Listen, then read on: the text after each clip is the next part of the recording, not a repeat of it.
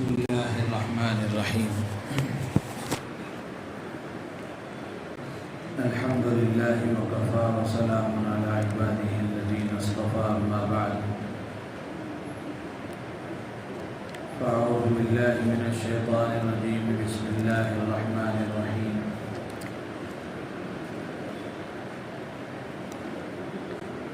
الذين يستحبون الحياة الدنيا على الآخرة ويصدون عن سبيل الله ويبغونها عوجا أولئك في ضلال بعيد.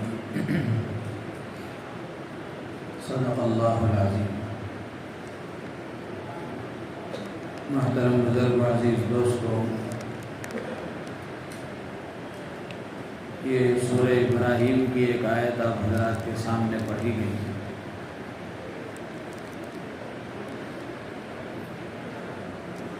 اس میں اللہ تعالیٰ نے کافروں کی 3 صفتیں بیان فرمائی ہیں۔ اللہ تعالیٰ فرماتے ہیں وَوَيْلٌ لِّلْكَافِرِينَ مِنْ عَذَابٍ شَدِيدٍ، کافروں کے لیے سخت عذاب کی ہلاکت ہے، بربادی ہے۔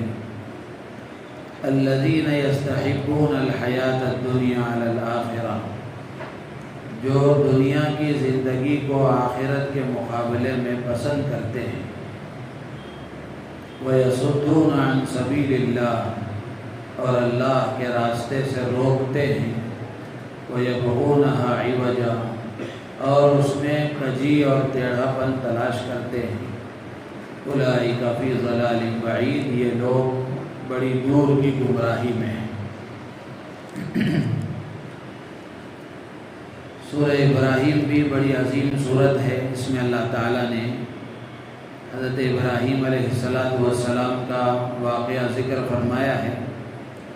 اس لیے جلیل القدر پیغمبر حضرت ابراہیم علیہ السلام کی طرف اس سورت کو منسوب کر کے اس کا نام رکھا گیا ہے۔ اللہ تعالیٰ نے اس آیت میں کافروں کی 3 صفتیں بیان فرمائی ہیں۔ پہلی صفت یہ ہے کہ الذین یستحبون الحیاۃ الدنیا علی الآخرہ، کہ وہ دنیا کی زندگی کو آخرت کے مقابلے میں پسند کرتے ہیں۔ اس کی تفسیر میں علامہ ابن کثیر رحمۃ اللہ علیہ نے لکھا ہے کہ اس کا مطلب یہ ہے کہ وہ دنیا کو آخرت پر مقدم رکھتے ہیں، دنیا کے لیے کام کرتے ہیں، آخرت کے کام کو چھوڑ دیتے ہیں۔ امام طبری رحمۃ اللہ علیہ نے اس کی تفسیر میں لکھا ہے کہ یہ دنیاوی زندگی کو آخرت پر ترجیح دیتے ہیں اور دنیا میں باقی رہنے کو پسند کرتے ہیں، آخرت کی تیاری اور آخرت کے لیے عمل کرنے کو چھوڑ دیتے ہیں۔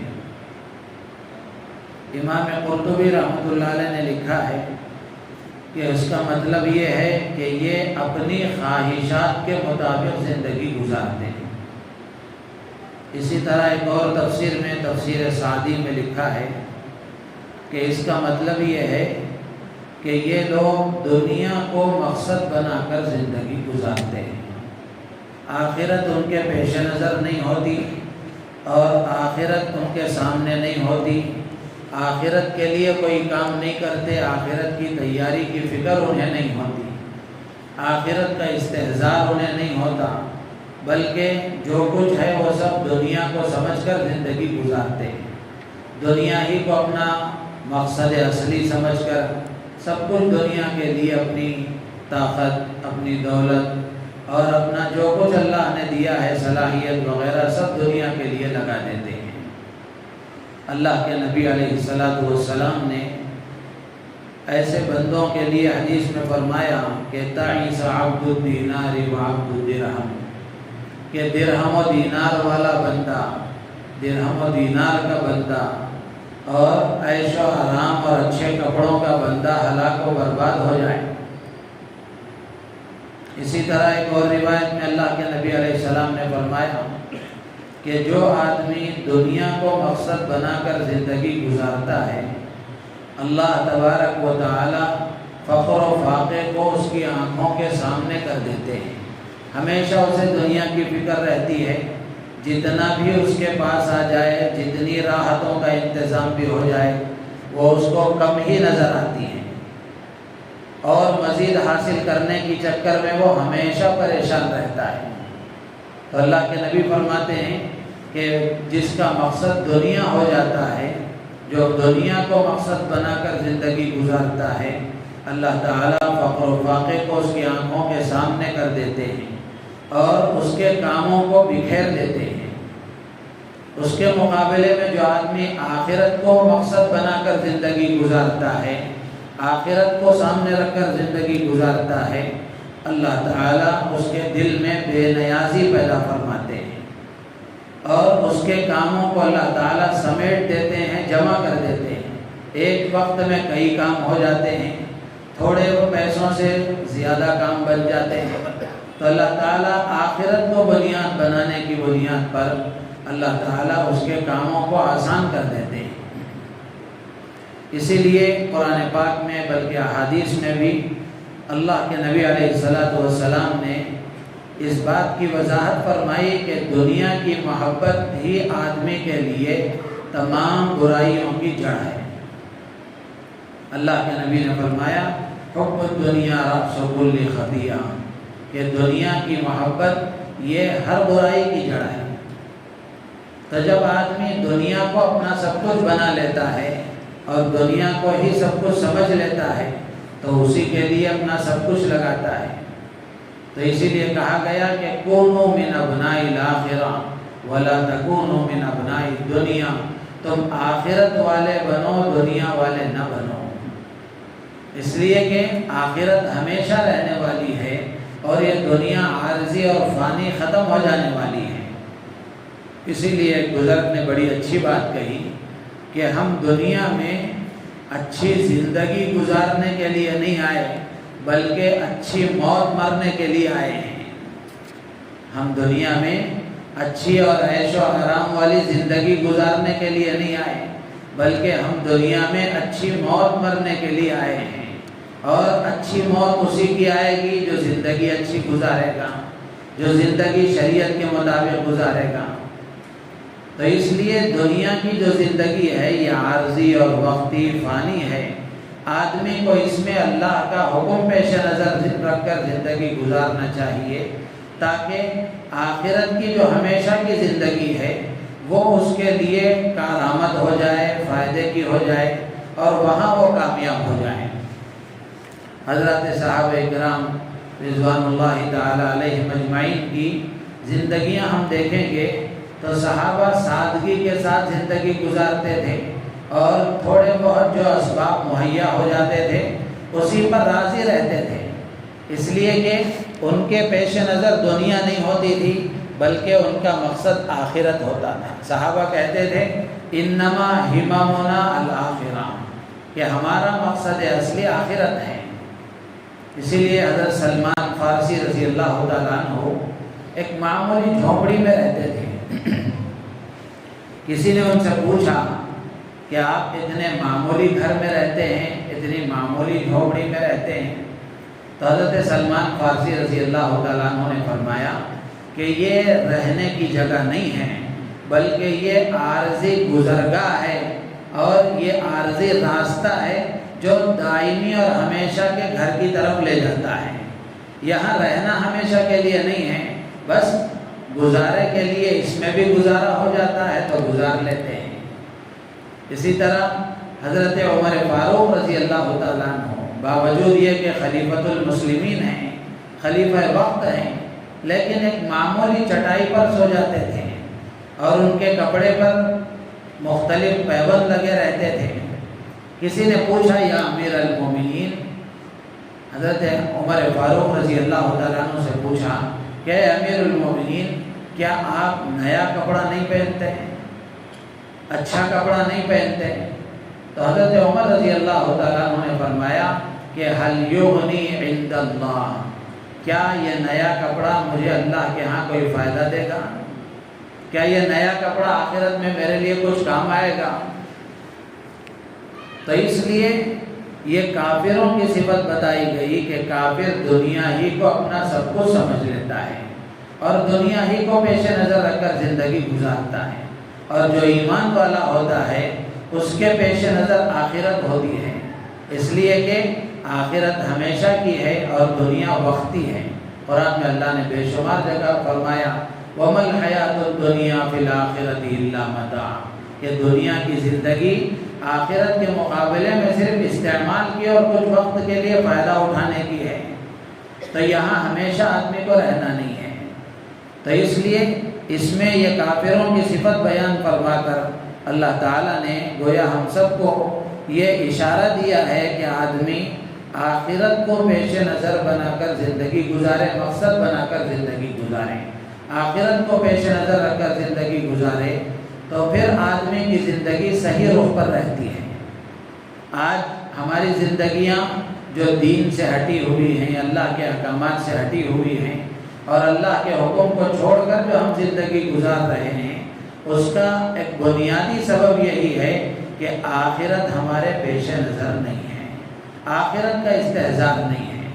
اسی لیے حضرت حسن بصری رحمۃ اللہ علیہ فرمایا کرتے تھے کہ اگر کوئی دین کے معاملے میں تجھ سے مقابلہ کرے، دین کے معاملے میں تجھ سے مقابلہ کرے تو تو اس کے ساتھ آگے بڑھنے کی کوشش کر۔ دین کے معاملے میں ایک آدمی ہے روزانہ 10 رکعت 20 رکعت 40 رکعت نفل پڑھتا ہے، اب ایک آدمی دیکھ رہا ہے اس کو کہ دین کے معاملے میں یہ اتنا آگے ہے، میں اس سے اور آگے بڑھوں۔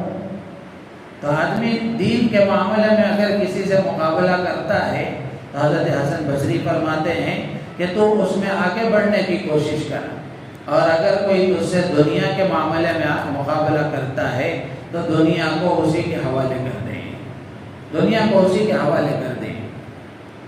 تو یہ کیسے پتہ چلے گا کہ آدمی دنیا کو مقصد بنا کر زندگی گزار رہا ہے یا دنیا سے محبت کر رہا ہے آخرت کے مقابلے میں؟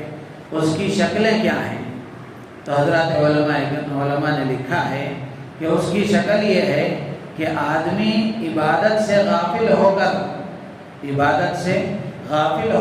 اللہ کے احکامات سے غافل ہو کر اپنے کاروبار میں لگ جائے، کھیل کود میں لگ جائے، تفریح میں لگ جائے، یا پھر اور کسی مصروفیت میں لگ جائے، عبادتوں کا اس کو خیال نہ ہو۔